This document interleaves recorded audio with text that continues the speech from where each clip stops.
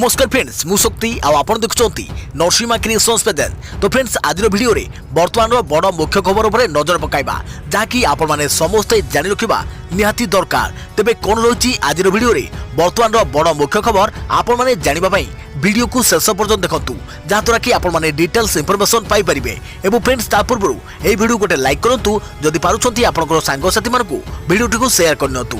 जदि फ्रेंड्स आपण माने आमो चैनल ले नुआ ही वीडियो देखुछंती पूर्व केबे भी हमरो चैनल को सब्सक्राइब करनाती तबे निहाती चैनल को सब्सक्राइब करे सहित पाखे आस्तुवा बेल आइकन को बजाय रखतांतु। तो फ्रेंड्स नंबर 1 रही सूर्यपराग और महामारी कोरोना मध्य संबंध कौन कोरोना कबलरू रक्षा करिबो कि सूर्यपराग 21 जून पर शेष हेबो कोरोना दाबी कले भारतीय वैज्ञानिक। सारा विश्व कोरोना महामारी सह लड़ाई करुवा बेले अदृश्य भाइरस को सूर्यपराग सह जोड़ा जाइछि। चेन्नई जड़े वैज्ञानिक कोरोना भाइरस और सूर्यपराग मध्य संपर्क थिबा दाबी करिसंती। महामारी कोरोना प्रकोप और सूर्यपरागर सीधा सड़क संबंध रही। 26 डिसेम्बर 2019 रु 21 जून 2020 वैज्ञानिक डॉक्टर केएल कृष्णा अनुसार सूर्यपरागरू ही आरंभ होता भाइरस। सूर्यपराग ही शेष हेबो भाइरस। आसंता जून रे हेबाकु थिबा सूर्यग्रहण दिन कोरोना भूताणुर अंत घटिबो। 26 डिसेम्बर सूर्यपराग पर सौरमंडल रे ग्रहक अपरिवर्तित गतिपथ जोगु उत्पन्न होइतबा विश्व को संकट रे पकाइतबा कोरोना सौरमंडल रे ग्रह गुड़िक मध्य होइतबा परिवर्तन कारण कोरोना भाइरस संक्रमित हेबारे उपयुक्त वातावरण सृष्टि होला। डॉक्टर केएल कृष्णा दाबी करछंती 21 जून सूर्यपराग एही भाइरस प्रकृतिर उपचार भाव उभा हेबो। सूर्य ही भाइरस को मुक्ति कर दे पारिबे। सूर्य किरण और सूर्यपराग भाइरस को अंत करिबारे प्राकृतिक औषध साब्यस्त हेबो। आगामी सूर्यपराग कोरोना को निष्क्रिय कर दे पारे बोली कहिसंती वैज्ञानिक। तेबे वैज्ञानिकक एही दाबी रे केते सत्यता अछि ता स्पष्ट होइनी। सूर्यपराग सतरे कोरोना भाइरस को निष्क्रिय करदेबो कि नहीं से कथा समय कहबो। देखिबा परवर्ती खबर आज 214 आदर्श विद्यालय रे नामलेखा 4टी पर्याय नामलेखा प्रक्रिया शेष करने निष्पत्ति। ओडिशा रे थिबा 214टी ओडिशा आदर्श विद्यालय रे नामलेखा जून 18 तारिख गुरुवार अर्थात आज आरंभ हेबो। 4टी पर्याय एही नामलेखा प्रक्रिया शेष करने निष्पत्ति होईछि।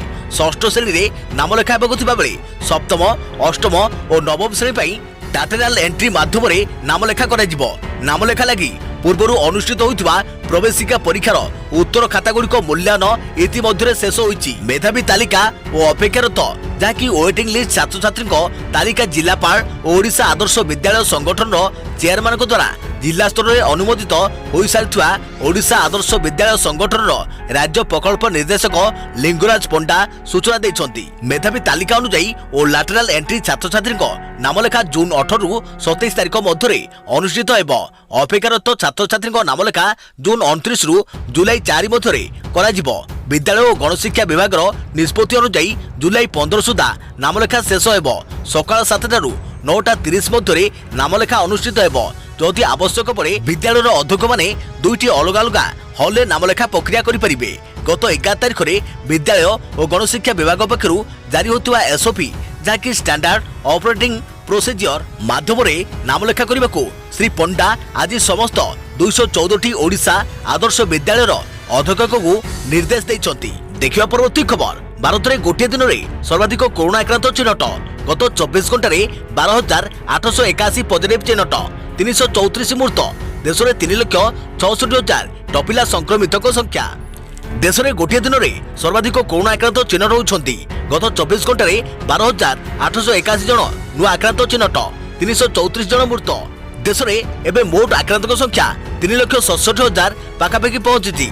सेमानक मध्यरु 1,94,325 जन सुस्थ होइछंती। भारत में वर्तमान एक्टिव केस रही 1,60,384। सेहीपरि कोरोना जनित मृत्यु संख्या 12,237 पहुंचुवा केंद्र स्वास्थ्य मंत्रालय पक्षरु सूचना दिया जायछि। मृत व्यक्ति मध्य अच्छा आंध्र प्रदेश में 90 जन, आसाम रे 8 जन, बिहार में 84 जन, चंडीगढ़ में 6 जन, छत्तीसगढ़ में 10 जन, दिल्ली में 1904 जन, गुजरात में 1560 जन, हरियाणा में 130 जन, हिमाचल प्रदेश में 8 जन, जम्मू और काश्मीर में 65 जन, झारखंड में 10 जन, कर्णाटक में 102 जन, केरल में 20 जन, लद्दाख में 1 जन, मध्यप्रदेश में 482 जन, महाराष्ट्र में 5,651 जन, मेघालय में जड़े, ओडिशा रे 11 जन, पुंडुचेरी रे 7 जन, पंजाब रे 78 जन, राजस्थान रे 313 जन, तमिलनाडु रे 576 जन, तेलंगाना रे 192 जन, त्रिपुरा रे जणे, उत्तराखंड रे 25 जन, उत्तर प्रदेश रे 417 जन, एसहित पश्चिमबंग रे 495 जन। देखिया परवर्ती खबर, कोरोना प्रति पंचायत रे कोविड केयर होम। कोरोना लक्षण थिले केयर सेंटर रे रहिबे लोके। कोरोना मुकाबला करै नुआ रणनीति आरंभ कले राज्य सरकार। प्रति पंचायत रे कोविड केयर होम हेबो। प्राथमिक लक्षण देखा जाउथबा व्यक्ति को एही कोविड केयर होम रे रखा जिवो। एने आजि घोषणा करा जिवो। थंडा जोर काश होउथबा लोकन को प्रथमे एठा रखा जिवो। एथिरे एकाथरे 10 रु 20 जन लोके रहि परिबे। प्राय 17,000 लोक एथिरे उपकृत हेबे। एही कोविड केयर होम परिचालना पई कमिटी गठन करे जिवो। प्रति कमिटी को एथिपई 10,000 टंका दिया जिवो। कमिटी रहिबे वार्ड स्तरीय लोक प्रतिनिधि, आशाकर्मी, अंगनवाड़ी कर्मी, एनएनएम, एसएचजी रो सदस्य, गाँ कल्याण समिति कोविड परिचालना कमिटीर दायित्व नेबे। कोविड केयर होम रो दायित्व मध्य सरपंच को हाथ रहिबो। एथिपई सबु सरपंच को प्रशासनिक क्षमता सह आर्थिक सहायता जोगाई दिया जिवो। सहरांचल वार्ड रे हेबाकु थिबा कोविड केयर होम दायित्व रहिबे वार्ड ऑफिसर एवं सेमान को सहयोग करिवे स्थानीय लोक और स्वेच्छासेवी। प्रति घर को घर बुली लोकों को स्वास्थ्य संपर्कित तथ्य संग्रह करिवे एही कमिटी। देखिया परवर्ती खबर, एबे भी द्वंद्वरे श्रीक्षेत्र रे रथयात्रा आयोजन। आज सुप्रीम कोर्ट रे रथयात्रा बंद पिटिशन रो सुनाली। कोर्ट को निष्पत्ति को समस्त अपेक्षा। आसंता 23 तारिख रे श्री जगन्नाथ रथयात्रा हेबो कि नहीं यार निष्पत्ति आज हेबार संभावना रही। एने सुप्रीम कोर्ट रे होइथुवा आवेदन आज सुनाली हेबो। ओडिशा विकास परिषद समेत पाखापाखि 7टी आवेदन कोर्ट को निकट रही।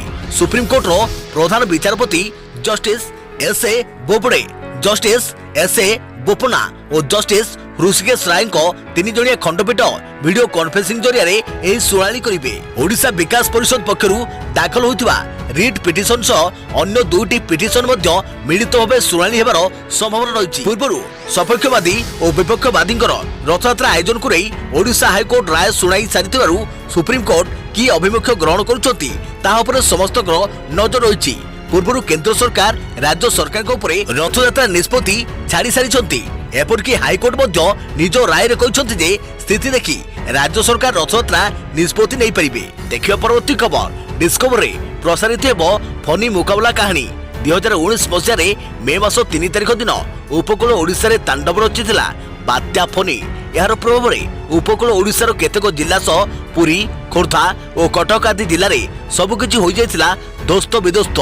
एही महाबात्या को राज्य सरकार किपरि सफल मुकाबला करिसंती से संक्रांत रे एक स्वतंत्र हृदयवर्षी रिपोर्ट डिस्कवरी चैनल ले लिसन टू द सी कार्यक्रम रे प्रसारित करे जिवो। आसंता 20 तारिख राति 9 रे डिस्कवरी चैनल ले देखि परिबे एही कार्यक्रम। सेहीपरि जून 23 रे डिस्कवरी प्लस आप रे दर्शक माने एही पथिकिक कार्यक्रम को देखि परिबे। केउठी बात्या फनी माड़ हेबो, एहार गति केते रहिबो ए बाबद रे भारतीय पाणीपाग केंद्र किपरि सठिक पूर्वानुमान करिथिला दर्शक माने डिस्कवरी रो एही कार्यक्रम माध्यमरे पुंखानुपुंख भावे जानि बुझी परिबे। बारंबार प्राकृतिक विपर्यय सत्वे ओडिशा किपरि क्लांत न होई फनी महाबात्यार मुकाबला करिथिला एवं 48 घंटा रे 10 लाख रु अधिक लोकन को सुरक्षित भावे स्थानांतर कर जाइतिला ताहा लिसन टू द सी कार्यक्रम रे देखिबा को मिलिबो। तबे लिसन टू द सी कार्यक्रम रे देखिबा को मिलिबो बोली मुख्यमंत्री नवीन पटनायक ट्वीट करी कहउचंती। डिस्कवरी चैनल लो दक्षिण एशिया परिचालना निर्देशक मेघा टाटा कहउचंती जे गोटे राज्य को ध्वस्त विध्वस्त कर दैतुवा बात्या को नहीं यह केवल एक डॉक्यूमेंटारी नुहे बरम किपरि लोकमानकर इच्छा शक्ति थिले प्रलय को सामना करी हुए तार एक कहानी। देखिबा परवर्ती खबर, भारत और चीन सीमा रे उत्तेजना, 5टी प्रमुख चुक्ति विफल। जानतु केउ चुक्ति हला विफल। भारत और चीन सीमा विवादर समाधान पई उभय देश मध्य 5टी प्रमुख चुक्ति स्वाक्षर सह अन्य कार्यपंथा ग्रहण होइतिला, किंतु सबु चुक्ति और कथबार्ता विफल होइछि। वर्तमान एलओसी रे जो स्थिति उपजुछि ताहा हेउछि तार ज्वलंत उदाहरण। कूटनीतिज्ञ और विशेषज्ञ कहवा अनुसार चुक्ति गुड़िक अति मात्रा चीन सपक्ष रे जाउछि एवं एलओसी रे उत्तेजना ह्रास पाई यह कौनसी सुफल देउनी। सीमा को नहीं उभय भारत एवं चीन भिन्न मत रखुचंती। फल उभय मध्य सीमा विवाद जटिल होबार लगी। सीमार शांति एवं स्थिरता बजाय रखापी भारत एवं चीन 5टी चुक्ति स्वाक्षर करथिले। एलओसी रे शांति एवं स्थिरता बजाय रखापी 1993 एक चुक्ति स्वाक्षर होइतिला। एलएसी स्थित सामरिक क्षेत्र में विश्वास को अधिक सुदृढ़ करने 1996 सीपीएम कॉन्फिडेंस बिल्डिंग मेजर चुक्ति संपन्न होइतिला। एलएसी स्थित सामरिक क्षेत्र में सीपीएम को विस्तृत भाव कार्यकारी करने 2005 रे प्रोटोकॉल प्रस्तुत होइतिला। सेपरि अन्य दुईटी चुक्ति होउची भारत चीन सीमा विवाद प्रसंग में सहभागिता एवं परामर्श पई एक कार्य प्रणाली सृष्टि करने को 2012 चुक्ति एवं 2013 सीमा सुरक्षा सहयोग चुक्ति। उपरोक्त 5टी चुक्ति बाद भारत एवं चीन राजनैतिक प्रतिनिधि को 1980 दशक में एक जेडब्ल्यूजी जहाँकि जॉइंट वर्किंग ग्रुप गठन होइतिला। जेडब्ल्यूजी बैठक अनेक थर होइछि एवं किंतु सीमा विवाद प्रसंग में यह कौन निष्कर्ष रे पहुंची पारि। तेबे एही जेडब्ल्यूजी बाद प्रधानमंत्री अटल बिहारी वाजपेयी समय एक स्वतंत्र प्रतिनिधि नियुक्त होइतिले। सीमार अशांत स्थिति को शांत करने पई एही स्वतंत्र प्रतिनिधि नियुक्त होइतिले। एनएसए अजित डोभाल मध्य सीमा विवाद समाधान पई निज आड़ू आलोचना करिसंती, किंतु सबुतरे निराश हेबाकू पड़िछि। चीन को तार भाषा ही जवाब देवा दरकार बोली एवं वरिष्ठ कूटनीतिज्ञ माने मत देइछंती। देखा परवर्ती खबर अणसर उपचार उपरे सुस्थ हेले श्रीजीव। महाप्रभु को स्वास्थ्य अवस्था नहीं गजपति महाराज को जनइबाकू राजप्रसाद विजय करिवे से बात। सुस्थ हेले श्रीजीव स्नान पूर्णिमा ठारू ज्वरे पीड़ित होई अनवसर रे रहुथिले तीन ठाकुर। एही समय दैतावती सेवायत महाप्रभु को गुप्त सेवा करने सह वैद्यक परामर्श अनुसार 10 मूल औषध दिया परे सुस्थ होइछंती ठाकुर। तेबे एनै गजपति महाराज को सूचना देवाकू सेवायत राजनगर जिबे। एही परंपरा को राजप्रसाद विजय बोली कुआ जाए। द्वादश तिथि रे श्री जगन्नाथ को प्रथम सेवक गजपति महाराज को दैतापति माने भेटिवा सह श्रीजीव सुस्थ होइथवा नै सूचना देइतांती। अणसर समय श्री अंगुरु बाहर प्रसाद चंदन कराल और पाटडोरी को धरी दैतापति माने श्रीनगर आसी एवं गजपति को देइतांती। गजपति दैतापति आलोचना पर नव यौवन दर्शन पर प्रस्तुति आरंभ होता है। मात्र परंपरा अनुसार गजपति महाराज राजपुरोहित समस्त दैतापति को सम्मान जनाई श्रीपा बांधि था। घोषयात्रा को सुरुखुरु शेष करने गजपति अनुमति देवार परंपरा रही। देखा परवर्ती खबर राज्य में 174 नुआ कोरोना आक्रांत चिन्हट। क्वारेंटाइन सेंटर 146 चिन्हट होता बेले 28 स्थानीय लोक संक्रमित। गंजाम में सर्वाधिक 56 और बालेश्वर 34 नुआ मामला। राज्य में जो 135 नुआ कोरोना आक्रांत चिन्हट होती संगरोध में 146 जन रही बेले स्थानीय लोक अच्छा 28 जन। गंजाम सर्वाधिक 56 जन पॉजिटिव चिन्हट होती। बालेश्वर 34, पुरी 16, खोर्धारू 10, जाजपुर 9 जन को रिपोर्ट पॉजिटिव आसी। नवरंगपुर और केन्द्रापड़ा 7 जन लेखाएं नुआ आक्रांत चिन्हट होती। सेहीपरि कोरापुट और कलाहांडी 6 जन लेखाएं आक्रांत चिन्हट होती। केन्दुझर 5 जन, कंधमाल, भद्रक और सुंदरगढ़ 3 जन लेखाएं आक्रांत चिन्हट होती। गंजाम में कोरोना आक्रांत संख्या 700, खोर्धारे 400 और पुरी में 200 अतिक्रमण करिछि। एबे राज्य में मोट 3047 जन सुस्थ होई घर को फेरिथिबा बेले सक्रिय कोरोना संक्रमित संख्या 1401 रही।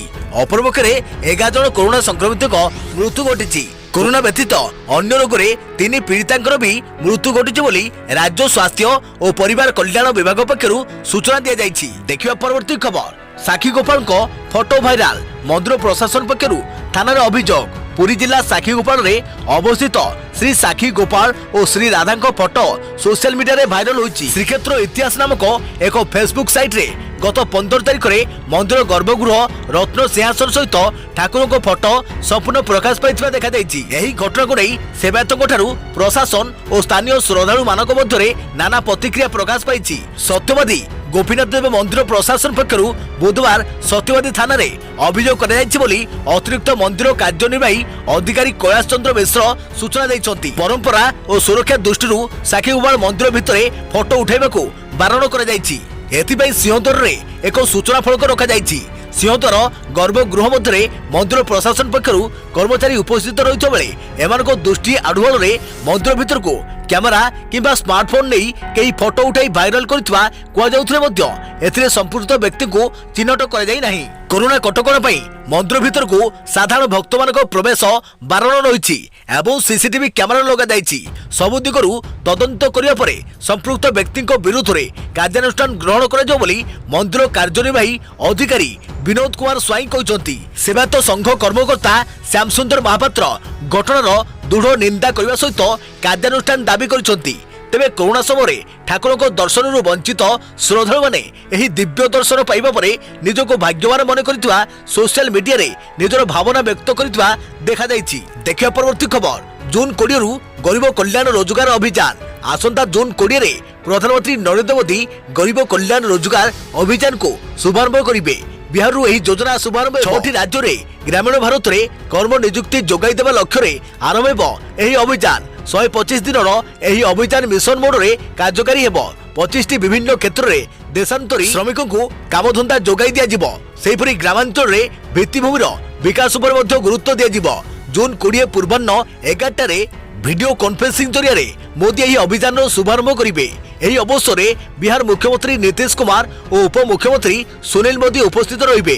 অপরপক্ষে অন্য 5টি রাজ্যর মুখ্যমন্ত্রী বরিষ্ঠ অধিকারী 116 জেলার অধিকারী মানে অনলাইন যোগে উপস্থিত রহিবে। বিহার, উত্তরপ্রদেশ, মধ্যপ্রদেশ, রাজস্থান, ঝাড়খণ্ড ও ওড়িশারে এই যোজনা কার্যকারী ହେବ। গ্রাম্য বিকাশ, পানীয় জল ও পরিমল, परिवेश, रेलबाई, पेट्रोलियम और प्राकृतिक गैस, टेलीकम आदि मंत्रालय द्वारा यह अभियान कार्यकारी हेब। देखिए परवर्ती खबर। खोलिब अनेक रहस्य। पुलिस साथ बाजिला सुशांत को पर्सनल डायरी। बॉलीवुड अभिनेता सुशांत सिंह राजपूत दीर्घ दिन धरी विषादग्रस्त रहिबा परे आत्महत्या करिसंत बोली आमे जानिछे।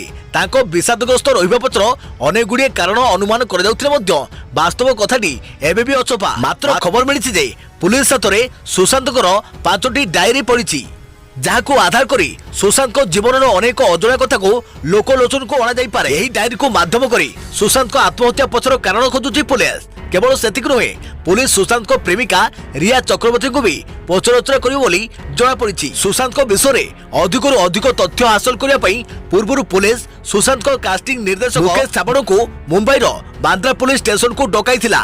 मुकेश छाबड़ा पुलिस को उपयुक्त सहयोग भी करथिले। आपण को सूचना सकाशे जणै देबाकू चाहूछु जे सुशांत को सहित घनिष्ठ संपर्क थिबा अनेक व्यक्ति को बयान एबे पर्यंत पुलिस नहीं पारि नाही।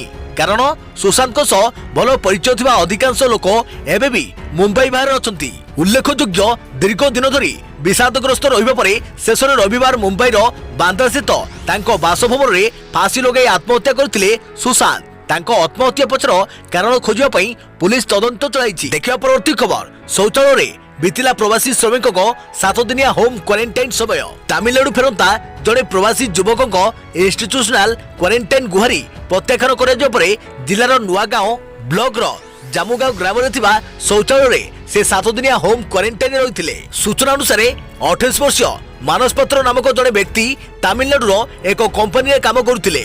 से ओडिशा को फेरिबा परे सुदुकांती स्कूल रो एक अस्थायी मेडिकल कैंप टीएमसी रे बाध्यतामूलक क्वारंटाइन रही। यार 7 दिन पर से डिस्चार्ज होते। होम क्वारंटाइन घरे उपयुक्त जगह अभाव संपृक्त युवक को गत जून 9 रु 15 तारीख जाए शौचालय रही पड़ता। एने श्री पात्र कहते अनुरोध को प्रत्याख्यान कर से कौन विकल्प न पाई घर निकट स्वच्छ भारत शौचालय रही बाध्य होते। आहरी परिवार वर्ग सुरक्षा को दृष्टि रखी से एभली निष्पत्ति नहीं। परवर्ती खबर। पुणी पेट्रोल 53 और डीजेल 64 पुणी बढ़िला पेट्रोल और डीजेल दर।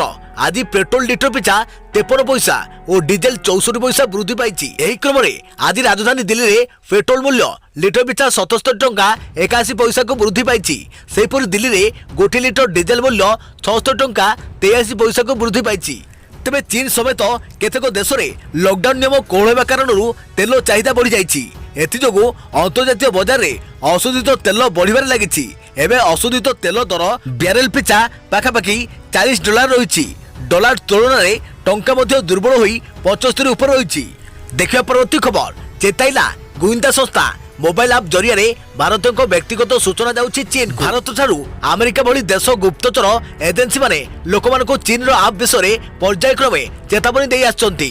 वर्तमान भारतीय गुप्तचर एजेंसी माने भारत सरकार को 52ଟି ଚାଇନିଜ୍ ମୋବାଇଲ ଆପ୍ ଅବରୋଧ କରିବାକୁ ଏବଂ ଲୋକଙ୍କୁ ବ୍ୟବହାର ନ କରିବାକୁ କହିଛନ୍ତି। ତେବେ ଜାଣି ରଖନ୍ତୁ ସେହି ଆପ୍ସ ବିଷୟରେ। ହିନ୍ଦୁସ୍ତାନ ଟାଇମ୍ସର ରିପୋର୍ଟ ଅନୁଯାୟୀ ଗୁପ୍ତଚର ଏଜେନ୍ସିମାନେ କହିଛନ୍ତି ଯେ ସୁରକ୍ଷା ଏବଂ ଗୋପନୀୟତା ଦୃଷ୍ଟିରୁ ଏହି ଚାଇନିଜ୍ ଆପ୍ ଭଲ ନୁହେଁ।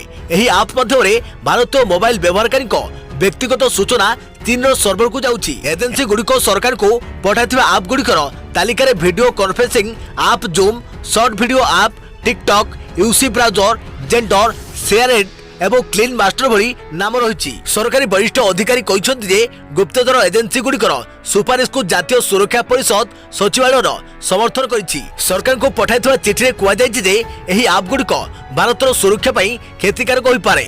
ଜଣେ ଅଧିକାରୀ କହିଛନ୍ତି ଯେ ଏଜେନ୍ସି ଗୁଡ଼ିକର ସୁପାରିଶ ଉପରେ ଆଲୋଚନା ହେଉଛି। ପ୍ରତ୍ୟେକ ମୋବାଇଲ ଆପ୍ ସହିତ ଜଡ଼ିତ ପାରାମିଟର ଏବଂ ବିପଦ ଗୁଡ଼ିକ ଯତ୍ନର ସହ ଅନୁସନ୍ଧାନ କରାଯାଉଛି। ଚଳିତ ବର୍ଷ ଏପ୍ରିଲରେ ଜୁମ୍ର ଗୋପନୀୟତା ବିଷୟରେ ଗୃହ ମନ୍ତ୍ରାଳୟ ଚେତାବନୀ ଦେଇଛି। ଜୁମ୍ ଭିଡିଓ କଲିଂ ଆପ୍ ଉପରେ ଭାରତ କେବଳ ଏକମାତ୍ର ନୁହେଁ, ଭାରତ ପୂର୍ବରୁ ଆମେରିକା ଭଳି ଦେଶରେ ଜୁମ୍ ନିଷେଧ କରାଯାଇଛି। ଟେସ୍ଲା ଏବଂ ଫେସବୁକ୍ ସେମାନଙ୍କ କର୍ମଚାରୀମାନଙ୍କୁ ଜୁମ୍ ବ୍ୟବହାର କରିବାକୁ ବାରଣ କରିଥିଲେ। ତାଇୱାନ ମଧ୍ୟ ଜୁମ୍ ବ୍ୟବହାରକୁ ବାରଣ କରିଥିଲା। ଦେଖିବା ପରବର୍ତ୍ତୀ ଖବର। ଚଳିତ ବର୍ଷ ରଥଯାତ୍ରା ବନ୍ଦ, ଭକ୍ତଙ୍କୁ ଦର୍ଶନ ଦେବାକୁ ବଡ଼ ଦେଉଳକୁ ଓହ୍ଲାଇ ଆସିବେନି ମହାପ୍ରଭୁ। ଲୋକଙ୍କ ସ୍ୱାସ୍ଥ୍ୟ ଓ ନିରାପତ୍ତା ଦୃଷ୍ଟିରୁ ଘୋଷଯାତ୍ରାକୁ ନେଇ ଗୁରୁତ୍ୱପୂର୍ଣ୍ଣ ରାୟ ଶୁଣାଇଲେ ସୁପ୍ରିମକୋର୍ଟ। ତ ଫ୍ରେଣ୍ଡସ୍, ଆଜି ପାଇଁ ଏତିକି। ପୁଣି ଦେଖାବ ଆଗାମୀ ଏକ ନୂଆ ଭିଡିଓରେ। ସେ ପର୍ଯ୍ୟନ୍ତ ଥ୍ୟାଙ୍କ ୟୁ, ଟେକ୍ କେୟାର, ଜୟ ଜଗନ୍ନାଥ, ଜୟ ଭାରତ।